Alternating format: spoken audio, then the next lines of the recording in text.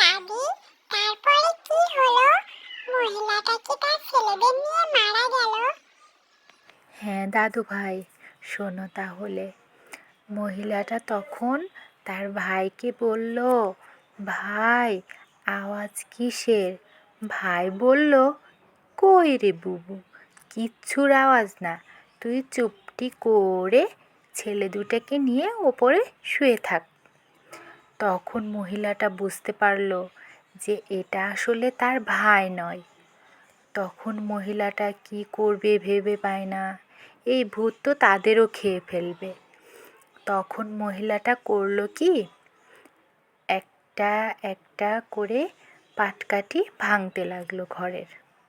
তখন ভাই বলল, কী রে, পাটকাঠি ভাঙার শব্দ? তখন মহিলা বলল, এভাবে তো হবে না। তখন কি করলো, দুই ছেলেকে চিমটি কাটতে লাগলো, আর ছেলে দুইটা জোরে জোরে চিল্লাতে লাগলো। তখন ভূতটা বলে, বুবু তোর ছেলেরা এরকম কান্না করছে কেন? বলে, ভাই দেখ না, ওরা না প্রসাব করবে। তখন ভূতটা বলে, ঠিক আছে ওখানেই করা। তখন ভূতটা বলে, ভাই যে কি বলিস না, এখানে কিভাবে পেশাব করাবো? কারণ ও তো পিচোট, ও তো ওখানে পেশাব করাতে বলবেই।